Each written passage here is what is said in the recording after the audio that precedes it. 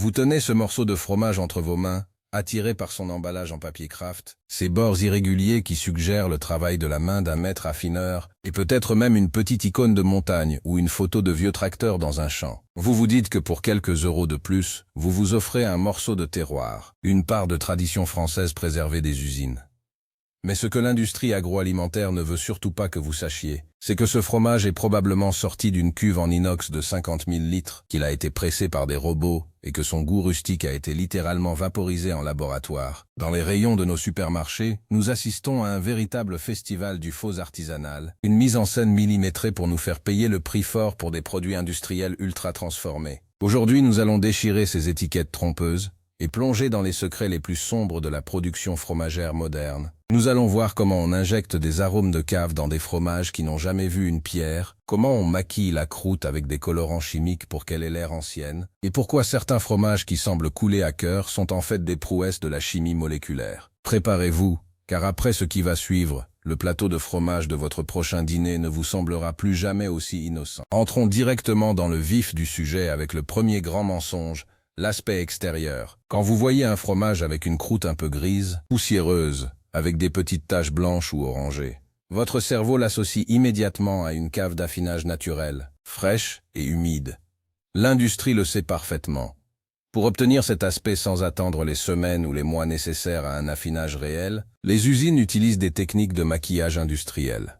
On pulvérise sur des fromages sortis de presse des solutions de micro-organismes et de moisissures sélectionnées en laboratoire, non pas pour leur apport gustatif, mais pour leur capacité à coloniser la surface en un temps record. Dans certains cas plus extrêmes, on utilise même des colorants comme l'annatto ou le caramel pour simuler une croûte lavée qui semble avoir vieilli. Ce fromage que vous croyez artisanal n'est souvent qu'un produit standardisé sur lequel on a appliqué un filtre esthétique pour correspondre à vos attentes de consommateurs nostalgiques. Le deuxième grand piège, c'est celui du fromage dit à la coupe mais qui est pré-emballé. Vous savez, ces morceaux qui ne sont pas dans les rayons frais classiques mais sur un petit étal qui se veut plus chaleureux, souvent enveloppé dans du film plastique avec une étiquette qui semble avoir été imprimée à la va-vite. Dans beaucoup de cas, ce fromage est exactement le même que celui que vous trouvez sous forme de brique parfaite 3 rayons plus loin. La seule différence, c'est qu'un employé ou une machine l'a découpé de manière irrégulière pour lui donner ce look rustique. Vous payez parfois 30 ou 40% de plus au kilo juste pour cette mise en scène. Le véritable fromage artisanal se reconnaît à sa structure interne, à ces petits trous naturels appelés yeux qui ne sont jamais parfaitement symétriques, et surtout à l'absence de conservateurs ou d'additifs dans la liste des ingrédients. Si vous voyez écrit conservateur de surface ou colorant de croûte, fuyez, vous êtes devant une création marketing. Passons maintenant à un secret encore plus technique, l'utilisation du lait collecté. Un véritable fromage artisanal ou fermier est fabriqué avec le lait d'une seule ferme ou d'un petit groupement, et souvent avec du lait cru. Au supermarché, la mention fabriquée en montagne ou produit du terroir ne signifie absolument pas que le lait vient de là. Les grandes coopératives mélangent les laits de centaines de fermes différentes, les pasteurisent à haute température pour éliminer toute bactérie, y compris les bonnes, et obtiennent ainsi une matière première totalement neutre, une sorte d'ardoise magique laitière. Ensuite, pour redonner du goût à ce lait mort, ils ajoutent des ferments industriels standardisés. C'est pour cela que tous les camemberts industriels ont exactement le même goût, que vous les achetiez à Lille, à Marseille ou à Strasbourg. Le vrai fromage artisanal, lui, change de goût selon la saison, selon ce que la vache a mangé le matin même. Si votre fromage a toujours le même goût, mois après mois, c'est qu'il est purement industriel. Peu importe la jolie photo de fermière sur l'emballage. Parlons ensuite du fromage de chèvre, un segment où le faux artisanal fait rage. Vous voyez souvent ces petits crottins ou ces bûchettes qui semblent avoir été cendrées à la main. En réalité, cette fine couche de cendre n'est plus du charbon de bois végétal naturel utilisé jadis pour protéger le fromage des insectes. C'est souvent un colorant noir de carbone, appliqué de manière robotisée. Plus grave encore, beaucoup de ces fromages de chèvre sont fabriqués non pas à partir de lait frais, mais à partir de caillés congelés importés parfois de très loin. On décongèle ce caillé, on le remet en forme, on l'aromatise et on vous le vend comme un produit frais du marché. Un vrai fromage de chèvre artisanal doit avoir une texture qui évolue, passant du crémeux au plus sec avec le temps. Si votre bûche reste éternellement élastique et blanche comme de la craie au centre, c'est qu'elle a été stabilisée par des processus industriels de ultrafiltration qui brisent les protéines pour les empêcher d'évoluer normalement. Le cinquième mensonge concerne les fromages dits de spécialité avec des additifs. Fromage aux noix, à la truffe, aux herbes de Provence. C'est le paradis de la chimie. Prenez l'exemple du fromage à la truffe de supermarché. Dans 95% des cas, la quantité de truffe réelle est dérisoire, souvent moins de 1%. Le goût puissant que vous ressentez vient d'un arôme de synthèse appelé bisméthylthiométhane, une molécule qui imite l'odeur de la truffe mais qui est extraite du pétrole ou de la chimie lourde. On utilise un fromage de base très médiocre, on y ajoute ce parfum artificiel, et on colle une étiquette dorée pour vous soutirer 10 € de plus. Un vrai fromage artisanal à la truffe coûte extrêmement cher, et son parfum est subtil, pas entêtant. La même chose s'applique au fromage aux noix ou aux herbes, où les ingrédients ajoutés servent souvent à masquer un lait de très basse qualité ou un fromage qui commence à s'oxyder. Le 6e piège est celui des appellations trompeuses. Saviez-vous que des termes comme tradition, à l'ancienne ou sélection du crémier n'ont absolument aucune valeur juridique contraignante? Ce sont de simples adjectifs marketing. Vous pouvez fabriquer un fromage dans une usine géante automatisée et l'appeler tradition de nos campagnes tant que vous n'utilisez pas une appellation d'origine protégée, l'AOP, de manière illégale. Mais même au sein des AOP, il y a des failles. Certaines autorisent la pasteurisation du lait. Un brie de Meaux AOP doit être au lait cru, c'est la loi. Mais un simple brie de supermarché sans la mention Meaux est presque toujours pasteurisé, sans âme, et fabriqué à une échelle monstrueuse. Le consommateur fait souvent la confusion et pense acheter l'excellence alors qu'il achète une copie conforme industrielle qui respecte juste le minimum légal de la forme. Abordons maintenant le sujet du fromage râpé, ou en tranche qui se veut gourmand. On voit de plus en plus de sachets de fromage râpé avec des mentions comme spécialité pour gratin ou saveur fondante. Si vous regardez la liste des ingrédients, vous allez avoir un choc. Souvent ce n'est pas seulement du fromage.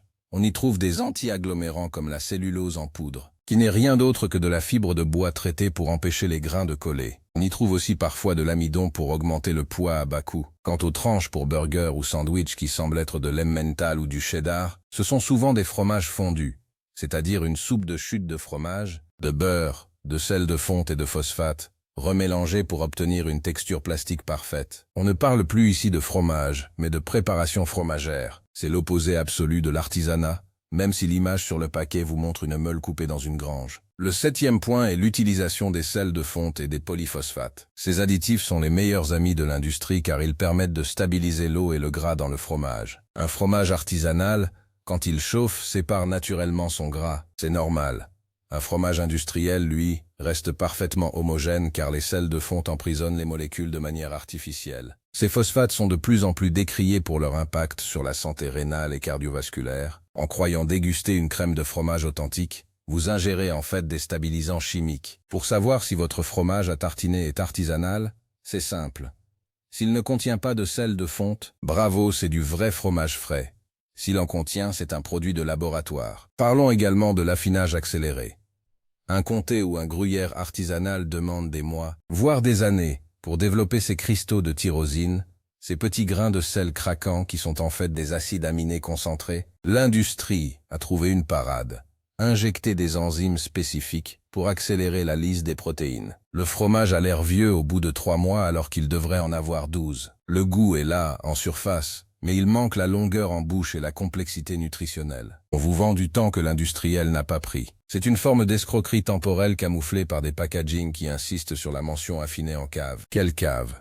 Souvent un simple entrepôt climatisé à température constante contrôlé par ordinateur. 9e point, le mensonge du lait de pâturage. On voit des vaches heureuses partout sur les boîtes. Mais en réalité, une grande partie du fromage de supermarché provient de vaches nourries à l'ensilage de maïs et au soja importé des Amériques. Ce régime alimentaire change radicalement la composition du fromage. Le lait de vache nourri à l'herbe est riche en oméga 3 et en acide linoléique conjugué, des éléments bons pour le cœur. Le lait de vache nourri au grain produit un fromage riche en acides gras saturés inflammatoires. Quand l'emballage crie naturel, il parle du processus chimique, pas du mode de vie de l'animal. Pour trouver du vrai fromage artisanal, cherchez les mentions lait de foin ou les labels comme de montagne qui, eux, imposent des contraintes réelles sur l'alimentation des bêtes. Enfin, le 10e secret réside dans le prix de vente. Le fromage artisanal a un coût incompressible lié au temps et à la main-d'œuvre. Si vous voyez un camembert ou une bûche de chèvre à un prix dérisoire, c'est mathématiquement impossible qu'il soit artisanal. Pour atteindre ces prix, l'industrie doit utiliser des méthodes de rendement extrêmes.